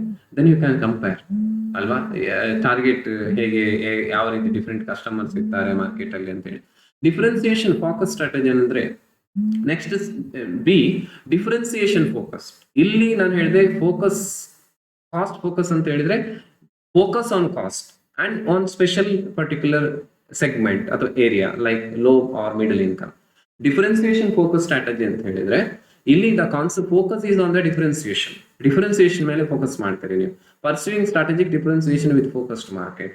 As I told, you want to ಅಲ್ಲಿ ಫೋಕಸ್ ಯಾವ್ದು, ನಾನು ರಿಚ್ ಕನ್ಸ್ಯೂಮರ್ ಅಂತ ಹೇಳಿದೆ, ಅಲ್ಲಿ ಫೋಕಸ್ ಮಾಡುವಂಥದ್ದು ಏನೋ ವೆರೈಟಿ ಕೊಡಬೇಕು, ಅದು ಯುನೀಕ್ ಅಂತ ಕೊಡಬೇಕು, ಸ್ಟೈಲಿಶ್ ಅಂತ ಮಾಡಬೇಕು. ಅವ್ರು they are not bother much about the cost, but they bother about how their product looks.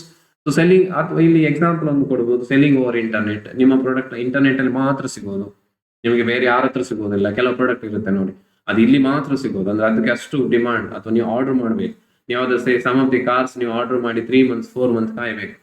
Even the some of the Tata cars ಇರ್ಬೋದು, ಹುಂಡೈ ಕಾರ್ಸ್ ಇರ್ಬೋದು, and you need to wait for some time. ನೀವು wait, ಅದೇ ನೀವು Rolls Royals, high end BMW ಎಲ್ಲ car ಮಾಡಿದ್ರೆ you need to work for 6 months 1 year. Even the Bullet, Royal Enfield, you need to wait for some months. So ಇದೆಲ್ಲ ಒಂದು ಹೇಳುವಂತ ಏನಂತಂದ್ರೆ they are going to target ಯಾರಾದ್ರೂ ಸ್ವಲ್ಪ those are able to give more ಅಂತ ಹೇಳಿ. And you can see that Rolex watches, they're high end. It goes in thousands and so even the lakhs, right? And BMW cars and Rolls Royce dream cars. See, ಇಲ್ಲಿ ನಮಗೆ poor ಪೀಪಲ್ಗೆ ಈ ಕಾರನ್ನು, ಈ rolls Royce ಎಲ್ಲ ಕೊಡೋದೇ ಇಲ್ಲ. You needs certain level of income. ಅದು ಬಡವರಿಗೆ ಆ ಕಾರ್ ಸಿಗೋದೇ ಇಲ್ಲ. ನೀವು ಸಾಲ ಮಾಡ್ತೇನೆ ನೀವು ತಗೊಳ್ತೇನೆ ಅಂತ ಹೇಳಿದ್ರೆ ಆ ಕಾರ್ ಸಿಗೋದಿಲ್ಲ ನಿಮ್ಗೆ. ಅಂದ್ರೆ that type of ಅವರ ಫೋಕಸ್ ಇರುವಂತದ್ದು not you and me, like their focus is on the high network celebrities. ಅವ್ರ ಹತ್ರ ಮಾತ್ರ ಅವ್ರು ಫೋಕಸ್ ಮಾಡ್ತಾರೆ. ಈ ರೀತಿಯ ಸ್ಟ್ರಾಟಜೀಸ್ ಗಳನ್ನ ನಾವು ಡಿಫ್ರೆನ್ಸಿಯೇಷನ್ ಫೋಕಸ್ ಸ್ಟ್ರಾಟಜೀಸ್ ಅಂತ ಕರಿಬಹುದು. And third, then the last step under major classification. So far ನಾವು ಡಿಸ್ಕಸ್ ಮಾಡಿದ್ದು ಎರಡು ಪ್ರೀವಿಯಸ್ 10 ಮತ್ತು 11 ಸೆಷನ್ ಅಲ್ಲಿ ಕಾರ್ಪೊರೇಟ್ ಲೆವೆಲ್ ಸ್ಟ್ರಾಟಜೀಸ್ ಬಗ್ಗೆ ಅಂಡ್ ಅದರ್ ಸಬ್ ಕ್ಲಾಸಿಫಿಕೇಶನ್. ಈ ಸೆಷನ್ ಅಲ್ಲಿ ನಾವು ಇದುವರೆಗೆ ಡಿಸ್ಕಸ್ ಮಾಡಿದ್ದು ಬಿಸ್ನೆಸ್ ಲೆವೆಲ್ ಸ್ಟ್ರಾಟಜೀಸ್ ಮತ್ತು ಅದರ್ ಸಬ್ ಕ್ಲಾಸಿಫಿಕೇಶನ್. ಈಗ third and last base broad classification last type functional level strategies. That is ಇಲ್ಲಿ functional level, the word itself indicates a function. ಬೇರೆ ಬೇರೆ ಫಂಕ್ಷನ್ಗೆ ಸಂಬಂಧಪಟ್ಟಾಗ ಸ್ಟ್ರಾಟಜೀಸ್ ಅನ್ನು ಮಾಡುವಂಥದ್ದು. ಒಂದು organisation, in N organisation there are several functional areas we can identify. So strategies related to the different functional areas are called functional level strategies. Now we just see the functional areas of business. You can see human resource, accounting, operations, financing, sales, marketing. These are all the different functional areas. Human resource ಅಲ್ಲಿ skills and training, vacation, compensation, operations ಅಲ್ಲಿ receiving, fulfillment, process control, purchasing, sales ಅಲ್ಲಿ order taking, self service, CRM I told you before, customer relationship management, and marketing related ಅಲ್ಲಿ retail pricing, sales promotion, sales force management, customer loyalty, market internet interactive marketing, and financing ಅಲ್ಲಿ cash management, assets management, budgeting, accounting ಅಲ್ಲಿ AR, account receivable, account payment, AP, payroll, general ledger, different other area. So ಅಂದ್ರೆ ಒಂದು organisation function ಆಗ್ಬೇಕಾದ್ರೆ ಎಲ್ಲ ಕೆಲಸಗಳಾಗ್ಬೇಕು. ನಿಮ್ಗೆ ಗೊತ್ತಿದೆ, ಒಂದು hotel ನಡೆಸಬೇಕಾದ್ರೆ ಎಲ್ಲಾ ಕೆಲಸಗಳು ಬೇಕಲ್ಲಿ. ಏನು ಇನ್ಕ್ಲೂಡಿಂಗ್ ಸ್ಟಾರ್ಟಿಂಗ್ ಫ್ರಮ್ ಒಬ್ಬ ಸಣ್ಣ ಕ್ಯಾಶಿಯರ್ ಹಿಡಿದು ಅಡಿಗೆಯಲ್ಲಿ ಲಾಸ್ಟ್ ಅದನ್ನ ಕ್ಲೀನ್ ಮಾಡೋನಿವರಿಗೆ ಬೇರೆ ಬೇರೆ ಟಾಸ್ಕ್ಗಳನ್ನು ಪರ್ಫಾರ್ಮ್ ಮಾಡಿ ಹೋಗ್ತಾರೆ. ನಿಮ್ಗೆ ಮಧ್ಯಾಹ್ನ ಒಂದು ಊಟ ಸಿಗ್ತದೆ, ನಿಮ್ಗೆ ಮಧ್ಯಾಹ್ನ ಒಂದು ಊಟ ರೆಡಿ ಆಗಿದೆ ಒಂದು ಹೋಟೆಲ್ ಅಂತ ಹೇಳಿದ್ರೆ ಅದರಲ್ಲಿ ಹಿಂದೆ ಅದು ಯಾವುದೇ ವಸ್ತು ಇರ್ಬೋದು. I just take the example of N meal. ಅದ್ರ ಹಿಂದೆ ಒಂದಷ್ಟು ಜನರ ಶ್ರಮ ಇರ್ತದೆ. ಎಲ್ಲೋ ಆ ಅಕ್ಕಿ ನಾವು ತಿನ್ನುವಂತ ಅನ್ನ ಎಲ್ಲೋ ಬೆಳೆದಿರುತ್ತೆ, ಯಾರೋ ಅದನ್ನು ಬೆಳೆದಿರ್ತಾರೆ, ಯಾರೋ ಎಫರ್ಟ್ ಹಾಕಿರ್ತಾರೆ. ಅಫ್ಕೋರ್ಸ್ ನಾವು ಹಣ ಕೊಟ್ಟರೆ ಸಿಗುತ್ತೆ, ಹೌದು, ಬಟ್ ಅದರ ಎಫರ್ಟ್ ಅನ್ನು ನಾವು ನೆಗ್ಲೆಕ್ಟ್ ಮಾಡ್ಲಿಕ್ಕೆ ಆಗೋದಿಲ್ಲ ಅಥವಾ ಇಗ್ನೋರ್ ಮಾಡ್ಲಿಕ್ಕೆ ಆಗೋದಿಲ್ಲ. ಅದೇ ರೀತಿ ಒಂದು ಆರ್ಗನೈಸೇಷನ್ ಅಂದಾಗ you have the different levels of actions and we call those areas, ಅದನ್ನು ನಾವು ಡಿಫರೆಂಟ್ ಫಂಕ್ಷನ್ಸ್ ಆಗುತ್ತೆ, ಅದನ್ನು ನಾವು ಫಂಕ್ಷನಲ್ ಏರಿಯಾಸ್ ಇನ್ ಬಿಸ್ನೆಸ್ ಅಂತ ಈ ರೀತಿ ಐಡೆಂಟಿಫೈ ಮಾಡ್ತೇವೆ. ಫೈನ್. ಈಗ ನಾವು ಇಲ್ಲಿ ಏನಾಗುತ್ತೆ ಫಂಕ್ಷನಲ್ ಲೆವೆಲ್ ಸ್ಟ್ರಾಟಜೀಸ್ ಅಂತ ಹೇಳಿದ್ರೆ related to the functional areas of the business, finance, marketing, human resource example ನಾವು ಹೇಳಿದೆ. Formulated by functional heads along with their teams. ಇಲ್ಲಿ ಫಿನಾನ್ಸ್ ಒಬ್ಬ ಫಿನಾನ್ಸ್ ಹೆಡ್ ಇರ್ತಾನೆ, ಮಾರ್ಕೆಟಿಂಗ್ ಮ್ಯಾನೇಜರ್ ಇರ್ತಾನೆ, finance manager, human resource manager, HR manager ಅಂತ ನಾವು ಕರಿತೇವೆ. ಅವರು ಫಾರ್ಮುಲೇಟ್ ಮಾಡ್ತಾರೆ ಈ ಫಂಕ್ಷನಲ್ ಸ್ಟ್ರಾಟಜೀಸ್ ಅನ್ನು. Covers narrow area of activity like related to the finance ಅಂದ್ರೆ ಫಿನಾನ್ಸ್ ಡಿಪಾರ್ಟ್ಮೆಂಟ್ಗೆ ಅಥವಾ ಆ ಪರ್ಟಿಕ್ಯುಲರ್ ಯಾವುದೋ ಒಂದು ಡಿವಿಷನ್ಗೆ ಸಂಬಂಧಪಟ್ಟ ಹಾಗೆ, ಇಡೀ ಕಂಪ್ನಿಗೆ ಮಾಡುವಂಥದ್ದಲ್ಲ, ಯಾವುದೊಂದು ಕಂಪನಿ ಡಿವಿಷನ್ಗೆ ಆಗಿರುತ್ತೆ. ಆ ಡಿವಿಷನ್ ಅಲ್ಲಿ ಒಂದು ಫೈನಾನ್ಸ್ ಡಿಪಾರ್ಟ್ಮೆಂಟ್ ಇರುತ್ತೆ. ಈಗ ಸದರ್ನ್ ದಕ್ಷಿಣ ಭಾರತದ ಒಂದು ಡಿವಿಷನ್ ಇರ್ಬೋದು, ಅದು ಮಂಗಳೂರು ವಲಯ ಇರ್ಬೋದು, ಮೈಸೂರು ವಲಯ ಇರ್ಬೋದು, ಬೆಂಗಳೂರು ವಲಯ ಇರ್ಬೋದು, ಉತ್ತರ ಕನ್ನಡ ವಲಯ ಇರ್ಬೋದು. ಈ ರೀತಿ ವಲಯ ಏನೋ ಡಿಫ್ರೆಂಟ್ ಡಿವಿಷನ್ ಮಾಡಿಕೊಂಡು ಅಲ್ಲಿರುವಂತ ಫೈನಾನ್ಸ್ ಡಿಪಾರ್ಟ್ಮೆಂಟ್ಗಳು, ಮಾರ್ಕೆಟಿಂಗ್ ಡಿಪಾರ್ಟ್ಮೆಂಟ್ಗಳು ಏನೆಲ್ಲ ಸ್ಟ್ರಾಟಜೀಸ್ ಮಾಡ್ತೇವೆ ಅದೆಲ್ಲ ಕೂಡ ಫಂಕ್ಷನಲ್ ಸ್ಟ್ರಾಟಜೀಸ್ ಆಗುತ್ತೆ. Covers narrow area of activity, short term functional object. Of course normally ನಮ್ಗೆ ಗೊತ್ತಿದೆ ಇದು ಬಿಸ್ನೆಸ್ ಲೆವೆಲ್ ಸ್ಟ್ರಾಟಜಿಗಿಂತ ಕಡಿಮೆ ಸಮಯ ಇದಾಗಿರುತ್ತೆ, ಶಾರ್ಟ್ ಟರ್ಮ್ ಇದಾಗಿರುತ್ತೆ. ಏನೆಲ್ಲ ಅಂತ ಸ್ಟ್ರಾಟಜೀಸ್ ಇರ್ತವೆ? ಫೈನಾನ್ಷಿಯಲ್ ಸ್ಟ್ರಾಟಜೀಸ್ ಅಂತ ಬಂದಾಗ ಫಸ್ಟ್ ಸ್ಟ್ರಾಟಜಿ ಬರುವಂತದ್ದು ಫೈನಾನ್ಷಿಯಲ್ ರಿಲೇಟೆಡ್ ಆಗಿ. That is capital raising. Capital ಅನ್ನು ಹೇಗೆ ತಗೋಬೇಕು, ಕ್ಯಾಪಿಟಲ್ ಸ್ಟ್ರಕ್ಚರ್, ಸಾಲ ಮಾಡಿ ಹಣ ರೈಸ್ ಮಾಡ್ಬೇಕಾ ಅಥವಾ ಶೇರ್ ಅನ್ನು ಇಶ್ಯೂ ಮಾಡಿ ರೈಸ್ ಮಾಡ್ಬೇಕಾ, ಡಿವಿಡೆಂಟ್ ಸ್ಟ್ರಾಟಜಿ, ಡಿವಿಡೆಂಟ್ ಅನ್ನು ಹೇಗೆ ಕೊಡ್ಬೇಕು, ಎಲ್ಲ ಡಿವಿಡೆಂಟ್ ಅನ್ನು ಜಾಸ್ತಿ ಡಿವಿಡೆಂಟ್ ಹೇಗೆ ಕೊಡ್ಬೇಕಾ ಅಥವಾ ಡಿವಿಡೆಂಟ್ ಅನ್ನು ರಿಟೈನ್ಡ್ ಅರ್ನಿಂಗ್ಸ್ ಅಂತ ಮಾಡ್ಕೋಬೇಕು. ಇದ್ರ ಬಗ್ಗೆ ಎಲ್ಲ ಡೀಟೇಲ್ಸ್ ಆಗಿ ನಿಮಗೆ ಹೋಗ್ತಾ ಯುವರ್ ಲರ್ನಿಂಗ್ ಪ್ರೋಸೆಸ್ ನಿಮ್ಗೆ ಅರ್ಥ ಆಗುತ್ತೆ. ಈಗ ಅದ್ರ ಬಗ್ಗೆ ತುಂಬಾ ಇನ್ ಡೀಟೇಲ್ ಆಗಿ you need not worry much, but ಅದಕ್ಕೆ ಸಂಬಂಧಪಟ್ಟದ್ದು ಅಂತ ಗೊತ್ತಿರಲಿ ಅಷ್ಟೇ. ವರ್ಕಿಂಗ್ ಕ್ಯಾಪಿಟಲ್ಗೆ ಸಂಬಂಧಪಟ್ಟಾಗೆ ಡೇ ಟು ಡೇ ಎಕ್ಸ್ಪೆನ್ಸಸ್ ಅನ್ನು ಮೀಟ್ ಮಾಡ್ಲಿಕ್ಕೆ ಫೈನಾನ್ಸ್ ಬೇಕು, ಅದನ್ನು ಹೇಗೆ ಅರೇಂಜ್ ಮಾಡೋದು, ಕ್ಯಾಶ್ ಮ್ಯಾನೇಜ್ಮೆಂಟ್, ಕ್ಯಾಶ್ ಬಂದಾಗ ಹೇಗೆ, ನಿಮಗೆ ಕೆಲವು ಸಲ credit management, cash man important. ನೀವು ಸೇಲ್ ಆಗಿದೆ ಬಟ್ ಹಣ ಬರಬೇಕಲ್ಲ, ಅದು ಕ್ಯಾಶ್ ಆಗಬೇಕಲ್ಲ, ಬಿಕಾಸ್ ನಿಮಗೆ ಅದನ್ನು ಪೇಮೆಂಟ್ ಮಾಡ್ಲಿಕ್ಕೆ ನಿಮ್ಗೆ ಹಣ ಬೇಕಲ್ಲ. So those elements. Account receivable management, that is nothing but debtor, ಸಾಲ ಕೊಟ್ಟಿದ್ದೀರಿ, ಡೆಟಾರ್ಸ್ ಹತ್ರ ಕಲೆಕ್ಷನ್ ಆಗಬೇಕು, ಹೇಗೆ ಮಾಡೋದು, ಅಲ್ಲೊಂದು ಸೆಪರೇಟ್ ಅರೇಂಜ್ಮೆಂಟ್ ಬರುತ್ತೆ, ಫ್ಯಾಕ್ಟರಿಂಗ್ ಅಂತೇಳಿ. ಅದನ್ನು ನಾವು ಅಕೌಂಟ್ ರಿಸಿವೇಬಲ್ ಸಂಬಂಧಪಟ್ಟ ಹಾಗೆ ಒಂದು ನೀವು ಡೆಟಾರ್ಸ್ ಹತ್ರ ಕ್ಯಾಶ್ ಕಲೆಕ್ಷನ್ ಮಾಡುವಂತ ಪ್ರೋಸೆಸ್ ಅನ್ನು ಫ್ಯಾಕ್ಟರಿಂಗ್ ಅಂತ ಹೇಳ್ತೇವೆ. And then inventory management another important area. ಎಷ್ಟು ಸ್ಟಾಕ್ ಇಟ್ಕೋಬೇಕು, ಜಾಸ್ತಿ ಸ್ಟಾಕ್ ಇಟ್ಕೋಬೇಕಾ ಬೇಡವಾ, ಇದ್ರ ಬಗ್ಗೆ ಎಲ್ಲ ಮಾಡರ್ನ್ ತುಂಬಾ ವಿಷಯಗಳಿದೆ ಇನ್ವೆಸ್ಟ್ಮೆಂಟ್ ಮ್ಯಾನೇಜ್ಮೆಂಟ್ ಅಲ್ಲಿ. ಜಸ್ಟ್ ಇನ್ ಟೈಮ್ ಅಂತ ಇದೆ, ಕೈಸನ್ ಟೆಕ್ನಿಕ್ಸ್ ಅಂತ ಇದೆ. ಇದ್ರ ಬಗ್ಗೆ ನೀವು ಡೀಟೇಲ್ ಆಗಿ ಸ್ಟಡಿ ಮಾಡ್ತೀರಿ. ಈಗ ಜಸ್ಟ್ ನೀವು ಡೋಂಟ್ ಬಾದರ್, ನೀವು ಇದನ್ನೆಲ್ಲ ನೆನ್ಪಿಟ್ಕೋಬೇಕಾಗಿಲ್ಲ. I just said because those are all things are there ಅಂತ ಹೇಳಿ ಅಷ್ಟೇ. Production operations and strategies. Production operation strategies.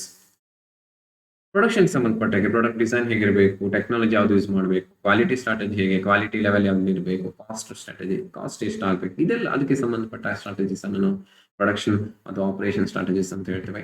And then human resource management ಈಗ for example procurement of employment ಈಗ ಒಳ್ಳೆ ಎಂಪ್ಲಾಯೀಸ್ ಆರ್ ದಿ ಅಸೆಟ್ ಅಂತ ಕರಿತೇವೆ. Today human resource ಅಂತ ಕರೀಬೇಕು, ಅಥವಾ ಹ್ಯೂಮನ್ ರಿಸೋರ್ಸ್ ಅಕೌಂಟಿಂಗ್ ಅಂತ ಮಾಡ್ತೇವೆ ನಾವು ಈಗ. ಅಂದ್ರೆ ಹ್ಯೂಮನ್ ರಿಸೋರ್ಸಸ್ ಅನ್ನ ಅಸೆಟ್ ಆಗಿ ಕನ್ಸಿಡರ್ ಮಾಡ್ತೇವೆ. They are the more valuable asset.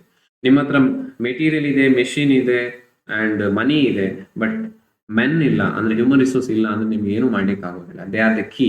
That is why ಒಳ್ಳೆ ಹ್ಯೂಮನ್ ರಿಸೋರ್ಸ್ ಅನ್ನು ಹೇಗೆ ಪಡ್ಕೋಬೇಕು, ಟ್ರೈನಿಂಗ್ ಅಂಡ್ ಡೆವಲಪ್ಮೆಂಟ್ ಹೇಗೆ ಮಾಡಬೇಕು. ಈಗ ಹೌ ಟು ಟ್ರೈನ್, ಈಗ ಸೇ ಫಾರ್ ಎಕ್ಸಾಂಪಲ್ ಟ್ರೈನ್ ಮಾಡೋದು ಹೇಗೆ, ಮತ್ತೆ ಟ್ರೈನಿಂಗ್ ಅಂಡ್ ಡೆವಲಪ್ಮೆಂಟ್ ಬೇಕಾ, ಅಲ್ಲಿ ಡಿಫ್ರೆಂಟ್ ಇದೆ. ಕೆಲವು ಸಲ ಒನ್ಸ್ ಹೀಗೆ ಒಬ್ಬ ಇಂಟ್ರಾಕ್ಷನ್ ಆಯ್ತು, ಹೈಯರ್ ಅಥಾರಿಟಿಗೆ ಬಂದು ಒಬ್ಬ ಟ್ರೈನರ್ಗೆ ಬಂದು ಒಬ್ಬ ಹೇಳ್ತಾನೆ ಫೈನಾನ್ಸ್ ಡಿಪಾರ್ಟ್ಮೆಂಟ್ ಅವರು, ನೋಡಿ ನೀವು ಅವರಿಗೆ ಟ್ರೈನಿಂಗ್ ಕೊಡ್ಲಿಕ್ಕೆ ಒಂದು 6 ತಿಂಗಳು ಟ್ರೈನಿಂಗ್ ಕೊಡ್ತೀರಿ, ಅದಕ್ಕೆ ಒಂದು 1.5 ಲಕ್ಷ ಖರ್ಚು ಮಾಡ್ತೀರಿ, ಬೇರೆ ಬೇರೆ ಟ್ರೈನರ್ಸ್ ಮತ್ತೆ ಫೆಸಿಲಿಟಿ ಫುಡ್ ಎಲ್ಲ ಕೊಟ್ಟು. ಈಗ ಅವ್ರು ಒಂದು ಟ್ರೈನಿಂಗ್ ಆದ ನಂತರ ಸ್ವಲ್ಪ ಸಮಯ ವರ್ಕ್ ಮಾಡಿದ್ರೆ ಏನ್ ಮಾಡ್ತೀರಿ, ಅವ್ರು ವರ್ಕ್ ಮಾಡ್ತಾರೆ, ಸ್ವಲ್ಪ ಸಮಯ ಮಾತ್ರ ವರ್ಕ್ ಮಾಡ್ತಾರೆ, ನಂತರ ಬಿಟ್ಟು ಹೋಗ್ತಾರೆ, ಏನ್ ಮಾಡ್ತೀರಿ. ಅದಕ್ಕೆ ಆ ಟ್ರೈನರ್ ಹೇಳ್ತಾನೆ, ಓಕೆ ನೀವು ಹೇಳ್ತಾ ಇರೋದು ಕರೆಕ್ಟ್ ಇದೆ, ಅವರನ್ನ ಟ್ರೈನ್ ಮಾಡ್ತೇವೆ, 6 ಮಂತ್ 1 ಇಯರ್ ಆದ ನಂತರ ಅವ್ರು ಬಿಟ್ಟು ಹೋಗ್ತಾರೆ. ನಾವೊಂದು ವೇಳೆ ಟ್ರೈನ್ ಮಾಡದೇ ಇದ್ದು ಅವ್ರು ಬಿಟ್ಟು ಹೋಗದೇ ಇದ್ರೆ, ಅವ್ರು ಯಾವ್ದಕ್ಕೂ ಪ್ರಯೋಜನ ಇಲ್ಲದೆ ಇದ್ರೆ ಅವಾಗ ಏನ್ ಮಾಡೋದು, ಅವಾಗ ಕೂಡ ಸಮಸ್ಯೆ ಆಗುತ್ತೆ. If we train them and they after some time they leave the organisation, fine, they are finding the better prospectus and we made their career good. ನಾವು ಅವರ ಜೊತೆ ಅವರಿಗೆ ಒಂದು ಸ್ವಲ್ಪ ಡೆವಲಪ್ ಆಗ್ಲಿಕ್ಕೆ ನಾವು ಕಾಂಟ್ರಿಬ್ಯೂಟ್ ಮಾಡಿದೆ. ಅದೇ ನಾವು ಅವರನ್ನ ಟ್ರೈನ್ ಮಾಡಲಿಲ್ಲ, ಅವ್ರ ಸ್ಕಿಲ್ ಡೆವಲಪ್ ಆಗೋದಿಲ್ಲ, ಅವ್ರು ಇಲ್ಲೇ ಇರ್ತಾರೆ. ಡೂ ಯು ಥಿಂಕ್ ಅಂತ ಎಂಪ್ಲಾಯೀಸ್ ನಮ್ಗೆ ಬೇಕಂತ ಅನ್ಕೊಳ್ತೀರಾ ನೀವು? So this is what that trainer replied to this finance department fellow. So this is what training and development is very important. And motivation and compensation ಹೇಗೆ motivate ಮಾಡಬೇಕು, employ motivation is an different area. ಇದ್ರ ಬಗ್ಗೆ details ನೀವು ಬೇರೆ ಬೇರೆ chapters ಅಲ್ಲಿ ಕಲಿತೀರಿ. And then coordination ಹೇಗಿರಬೇಕು ಅನ್ನುವಂಥದ್ದು ಬಿಟ್ವೀನ್ ದ ಮ್ಯಾನೇಜ್ಮೆಂಟ್ ಮತ್ತು ವರ್ಕರ್ಸ್ ಇರ್ಬೋದು, ಎಂಪ್ಲಾಯೀಸ್ ಇರ್ಬೋದು, ಆರ್ ಅಮಂಗ್ ದ ಎಂಪ್ಲಾಯೀಸ್ ಇರ್ಬೋದು, those things are comes under. ಅಂದ್ರೆ ನೀವೊಂದು ಒಳ್ಳೆ ಟ್ರೀಟ್ಮೆಂಟ್ ಇದೆ ಎಂಪ್ಲಾಯೀಸಿಗೆ. ನೀವು ಯಾರಾದ್ರೂ ಒಬ್ಬ ಕೆಲಸಗಾರನನ್ನ ನಿಮ್ಗೆ ಗೊತ್ತಿದೆ, ಒಂದು ಹೋಟ್ಲಿಗೆ ಹೋಗಿ ಸರ್ ಏನಿದೆ ತಿನ್ಲಿಕ್ಕೆ ಅಂತ ಕೇಳಿ, ಅವ್ರು ಹೇಳ್ತಾರೆ ಒಂದು 10 ಐಟಮ್ ಹೇಳ್ತಾರೆ. ಅದೇ ನೀವು ಬೇರೆ ಅಪ್ರೋಚ್ ಚೇಂಜ್ ಮಾಡಿ, ಯಾರಲ್ಲಿ ವೈಟ್ರು ಯಾರು, ಬನ್ನಿ ಇಲ್ಲಿ ಏನಿದೆ ತಿಂಡಿ, 2-3 ಹೇಳ್ತಾರೆ, ಕೊಡ್ತಾರೆ. ಹೋದವನು ನಿಮ್ಗೆ ಟ್ರೀಟ್ಮೆಂಟ್ ಇಲ್ಲ, ಕೊಡ್ತಾನೆ, ಸೀದಾ ಹೋಗ್ತಾನೆ. ಅಂದ್ರೆ ಆ ಅಪ್ರೋಚಸ್ ಹೇಗಿರುತ್ತೆ ಅಂತ ನೀವು ಚೆನ್ನಾಗಿ ಮಾತಾಡಿ, ಸರ್ ಯಾವ್ದಲ್ಲಿ ಇದೆ ಸರ್, ಚೆನ್ನಾಗಿದೆ ಅಲ್ವಾ ಅಂತ ಕೇಳಿ. ದೆನ್ ಆ ಸೌಜನ್ಯತೆ ಇದ್ದಾಗ ಅಫ್ಕೋರ್ಸ್ ನಿಮ್ಗೆ ಅಲ್ಲೊಂದಷ್ಟು ಒಳ್ಳೆ, ಅವನಿಗೂ ನಾನು ಚೆನ್ನಾಗಿ ಕೊಡ್ಬೇಕು, ಅವರಿಗೆ ಒಳ್ಳೆ ಜನ ಚೆನ್ನಾಗಿ ಮಾತಾಡ್ತಾರೆ. ಸೊ ಈ ರೀತಿ ಇದೆ ಅಲ್ಲ, ಯು ಮೇಕಿಂಗ್ ಅಲ್ಲಿ ಏನು, you are not going to lose anything. ಚೆನ್ನಾಗಿ ಮಾತಾಡಿದ್ರೆ ಏನು, you are not going to lose anything ಅಲ್ವಾ. ಈ ರೀತಿಯ ಸೆನ್ಸಿಬಿಲಿಟಿ ಆರ್ಗನೈಸೇಷನ್ ಅಲ್ಲಿ ಕೂಡ ಅಷ್ಟೇ. When you treat an employee, treat with dignity. Because ಪ್ರತಿಯೊಂದು ವ್ಯಕ್ತಿಗೂ ಕೂಡ ಅವನು ಯಾವುದೇ ಸಿಚುವೇಶನ್ ಅಲ್ಲಿ ಇರಲಿ, ಅವನಿಗೆ ಒಂದು ಡಿಗ್ನಿಟಿ ಇರುತ್ತೆ. ಸೊ ಅದನ್ನ ರೆಸ್ಪೆಕ್ಟ್ ಮಾಡುವಂತಂದ್ರೆ ಇಲ್ಲಿ ಎಂಪ್ಲಾಯೀಸ್ ಕೂಡ, ಎಂಪ್ಲಾಯೀಸ್ ಆರ್ ನಾಟ್ ಸ್ಲೇವ್ಸ್. ಎಲ್ಲ ಆರ್ಗನೈಸೇಷನ್ ಹಿಂದೆ ಎಲ್ಲ ಸ್ಲೇವ್ಸ್ ತರ, ಅವ್ರನ್ನ ಗುಲಾಮ್ ತರ ಕನ್ಸಿಡರ್ ಮಾಡಿ, ಇಲ್ಲ, ಎಂಪ್ಲಾಯೀಸ್ ಅವರಿದ್ದಾದ ರೆಸ್ಪೆಕ್ಟ್ ಇದೆ. Give them, respect them, love them and protect them. That is very important. ಇದಕ್ಕೆಲ್ಲ ಸ್ಟ್ರಾಟಜೀಸ್ ಬೇಕಾಗುತ್ತೆ, ಇದಕ್ಕೆಲ್ಲ ಒಂದಷ್ಟು ಕಲ್ಚರ್ ಬೇಕಾಗುತ್ತೆ. ಆ ಕಂಪನಿಯನ್ನ ಪ್ರೀತಿಸುವ ಹಾಗೆ ಮಾಡ್ಲಿಕ್ಕೆ ಸುಮ್ಮನೆ ಪ್ರೀತಿಸುವುದಿಲ್ಲ ಎಂಪ್ಲಾಯಿ, ಅವನು ಯಾವ ರೀತಿ ಅನಿಸ್ಬೇಕು ಆ ರೀತಿ ಅನಿಸುವಂತ ಸ್ಟ್ರಾಟಜೀಸ್ ಅನ್ನ HR ಡಿಪಾರ್ಟ್ಮೆಂಟ್ ಮಾಡಬೇಕಾಗುತ್ತೆ. And marketing strategy, product related, pricing, promotion, distribution. ನಾನು ಪ್ರೈಸಿಂಗ್ ಹೇಳಿದೆ 99, 100 ಹೇಳಿದಾಗ ನಮ್ಗೆ ಬೇಡ ಅಂತ ಹೇಳ್ತೇನೆ, 99 ಓಕೆ, ಬೈ ಟು ಗೆಟ್ 1. ಆ ರೀತಿ ಬೇರೆ ಬೇರೆ ಪ್ರೈಸಿಂಗ್ ಮಾಡುವಂಥದ್ದು, ಪ್ರಮೋಷನ್, ಅಡ್ವರ್ಟೈಸ್ಮೆಂಟ್ ಕೊಡುವಂಥದ್ದು. ಅವರು ಇವರು ಶಾರುಖ್ ಖಾನ್, ಪ್ರೀತಿ ಜಿಂಟಾ ಅಥವಾ ಬೇರೆ ಬೇರೆ ಹೊಸ ಹೊಸ ಹೀರೋ, ವಿರಾಟ್ ಕೊಹ್ಲಿ ಹೇಳಿದ್ರೆ ಮಾತ್ರ ನಾನು ತಗೊಳ್ತೇನೆ, ಈ ರೀತಿ. ವಿರಾಟ್ ಕೊಹ್ಲಿ ಹೇಳಿದ್ರೆ ನಮ್ಗೊಂದು ನಂಬಿಕೆ ಬರುವಂಥದ್ದು, ಸೆಲೆಬ್ರಿಟಿ ಪ್ರಮೋಷನ್ ಸ್ಟ್ರಾಟಜೀಸ್ ಮಾಡುವಂಥದ್ದು, ಡಿಸ್ಟ್ರಿಬ್ಯೂಷನ್ ಮಾಡುವಂಥದ್ದು, ಬೇರೆ ಬೇರೆ ಚೈನ್ ಮೂಲಕ, ಆನ್ಲೈನ್, ಆಫ್ಲೈನ್ ಅಥವಾ ಡೀಲರ್ಶಿಪ್, ಫ್ರಾಂಚೈಸಿ, ಈ ರೀತಿ ಎಲ್ಲ ಸ್ಟ್ರಾಟಜೀಸ್ಗೆ ಮಾರ್ಕೆಟಿಂಗ್ ಸಂಬಂಧಪಟ್ಟಿರುವಂಥದ್ದು. And next is research and development strategies. Of course ನಿಮ್ಗೆ ಗೊತ್ತಿದೆ, research and development is an important area in the business. ಯಾಕಂದ್ರೆ ಹೊಸ ಏನಾದ್ರು ಐಡಿಯಾ ಬಂದು ಅದು ಪ್ರಾಡಕ್ಟ್ ನಿಮ್ಗೆ ಆಗುವಂಥದ್ದು through the research and development. ನಿಮ್ಗೆಲ್ರಿಗೂ ಗೊತ್ತಿರಬೇಕು, ಪ್ರತಿಯೊಂದು ಪ್ರಾಡಕ್ಟ್ ಕೂಡ ಅದು ಈಗಿನ ಫಿಸಿಕಲ್ ಫಾರ್ಮ್. ಫಾರ್ ಎಕ್ಸಾಂಪಲ್, ನಿಮ್ಮ ಕೈಯಲ್ಲಿ ಪೆನ್ ಇದೆ ಅಂತ ಅನ್ಕೊಳ್ಳಿ, ಅದು ಫಸ್ಟಿಗೆ ಪೆನ್ ಆಗಿರ್ಲಿಲ್ಲ, ಅದೊಂದು ಥಾಟ್ ಆಗಿತ್ತು, ಅದೊಂದು ಯೋಚನೆ ಆಗಿತ್ತು. ಯಾರೋ ಮಾಡಿದ್ರು, ಇದರಿಂದ ಪೆನ್ ಮಾಡಬಹುದು, ಇದು ಈ ರೀತಿ ಬರೀಬಹುದು, ಅದೊಂದು ಪ್ರಾಡಕ್ಟ್ ಆಯ್ತು. ಅಂದ್ರೆ ಯಾವುದೊಂದು ತಲೆಯಲ್ಲಿ ಇದ್ದಂತ ಯೋಚನೆ, ಆ ಐಡಿಯಾ ಅದಕ್ಕೊಂದು ಫಾರ್ಮಲ್ ಸೆಟಪ್ ಸಿಕ್ಕಿದಾಗ ಅಥವಾ ಒಂದು ರೂಪ ಸಿಕ್ಕಿದಾಗ ಅದು ಪೆನ್ ಆಗಿ ಬದಲಾಯಿತು. ಅದೇ ರೀತಿ ಬೇರೆ ಬೇರೆ ಪ್ರಾಡಕ್ಟ್ಗಳು, every product is a thought in someone's mind before they got a form ಅಂತೇಳಿ ಒಂದು ಮಾತಿದೆ. So that is why we say research and development is an important area. And mainly some of the business ಅಲ್ಲಿ like pharmaceutical industry, chemical industry, ಅವರೆಲ್ಲ research and development ತುಂಬಾ strong ಆಗಿರ್ಬೇಕು. ಯಾಕಂದ್ರೆ each and every time ನೀವು innovation ಕೇಳ್ತಾ ಇದ್ದಾರೆ, improvement ಆಗಬೇಕು. ಈಗ Apple is known for research and development. ಪ್ರತಿ ವರ್ಷ ನಿಮ್ಗೆ ಏನಾದ್ರು ಹೊಸತನ್ನು ಕೊಡ್ತಾ ಹೋಗ್ತಾರೆ, ಇಂಪ್ರೂವ್ಮೆಂಟ್ ಅನ್ನು ಮಾಡ್ತಾ ಹೋಗ್ತಾರೆ. ಬಿಕಾಸ್ ದೇ ಕಾನ್ಸಂಟ್ರೇಟ್ ನಮ್ದು ಡಿಫ್ರೆಂಟ್ ಅಂತ ಅನ್ಸ್ಬೇಕು. ನಾನು ಹಾಗೆ ಹೇಳಿದೆ ಅಲ್ವಾ, ಡಿಫರೆನ್ಷಿಯಲ್ ಸ್ಟ್ರಾಟಜೀಸ್ ಅಲ್ಲಿ ಇಲ್ಲಿ ಫಂಕ್ಷನಲ್ ಏರಿಯಾಸ್ ಅಲ್ಲೂ ಕೂಡ ಅವರ ಡಿಫರೆನ್ಷಿಯಲ್ ಸ್ಟ್ರಾಟಜೀಸ್ ಅನ್ನ ಯೂಸ್ ಮಾಡ್ತಾ ಇದ್ದಾರೆ. So right, information strategies next ಇರುವಂತದ್ದು. Information is the key of success. ಮಾಹಿತಿ ತಂತ್ರಜ್ಞಾನ, IT, MIS, management information system, and IT, information technology. Today ನೀವು ಇನ್ಫಾರ್ಮೇಶನ್ ಇಲ್ಲದೆ ಯಾವುದೇ ಡಿಸಿಷನ್ ಅನ್ನು ತಗೊಳ್ಳಿಕ್ಕೆ ಆಗೋದಿಲ್ಲ. You can't take the effective decision without enough information. ನಿಮ್ಗೆ ಎಷ್ಟು ಪ್ರಾಫಿಟ್ ಆಗ್ತಿದೆ, ಎಷ್ಟು ಲಾಸ್ ಆಗ್ತಿದೆ, ಯಾವ ಇನ್ಫಾರ್ಮೇಶನ್ ಇಲ್ಲ, ಹೇಗೆ ಡಿಸಿಷನ್ ತಗೊಳ್ತೀರಿ? ಬಿಸ್ನೆಸ್ ಕಂಟಿನ್ಯೂ ಮಾಡಬೇಕಾ ಬೇಡ ಅಂತ? It's not possible. That is why you should have a strategies to maintain effective informations. ಎಲ್ಲ ಮಾರ್ಕೆಟ್ ಅಲ್ಲಿ ಏನಾಗ್ತಿದೆ, ಎಷ್ಟು ಬೇರೆ ಬೇರೆ ಕಂಪನಿ ಅವರ ಪ್ರಾಡಕ್ಟ್ ಪ್ರಾಫಿಟ್ ಏನು, ಅಲ್ಲಿ ಬೇರೆ ಬೇರೆ ಯಾವ ರೀತಿ ಡೆವಲಪ್ಮೆಂಟ್ ಆಗ್ತಾ ಇದೆ, ಟೆಕ್ನಾಲಜಿಕಲಿ ಏನು ಡೆವಲಪ್ ಆಗ್ತಾ ಇದೆ, ಅದು ಫೈನಾನ್ಷಿಯಲಿ ಏನು ಡೆವಲಪ್ ಆಗ್ತಾ ಇದೆ, ನಿಮ್ಮ ಏರಿಯಾ ಆಫ್ ಬಿಸ್ನೆಸ್ ಅಲ್ಲಿ ಯಾವ ರೀತಿ ಡೆವಲಪ್ ಆಗ್ತಾ ಇದೆ, ಆಲ್ ದಿಸ್ ಡೀಟೇಲ್ಸ್ ಅನ್ನ ನೀವು ತಗೊಂಡ್ರೆ ನೀವು ಯಾವತ್ತು ಇದು ಡಿಸಿಷನ್ ತಗೊಳ್ತೀರಿ, ಆವಾಗ ನಿಮ್ಗೆ ಆ ಇನ್ಫಾರ್ಮೇಶನ್ಸ್ಗಳು ಅನಲೈಸ್ ಮಾಡ್ಲಿಕ್ಕೆ ಹೆಲ್ಪ್ ಆಗುತ್ತೆ. ಸೊ ಅದು ನಿಮ್ಮ ಡಿಸಿಷನ್ಸ್ಗಳು ತುಂಬಾ ಸ್ಟ್ರಾಂಗ್ ಆಗುತ್ತೆ, ಬೆಟರ್ ಆಗುತ್ತೆ. That is why information strategies ಅಂತ ಹೇಳಿದ್ರೆ ಅದಕ್ಕೆ ಸಂಬಂಧಪಟ್ಟಾಗ ರಿಲೇಟೆಡ್ ಇನ್ಫಾರ್ಮೇಶನ್ಸ್ ಅನ್ನ ಕಲೆಕ್ಟ್ ಮಾಡಿ, ಮಾಹಿತಿ ಅನ್ನುವಂಥದ್ದು ಕೀ ಆಫ್ ಸಕ್ಸಸ್ ಅಂತ ನಾವು ಕರಿತೇವೆ. Information is key of success, right? So this is about the session 12, and I hope you got some clarity regarding the business level strategies and functional level strategies. Thank you so much.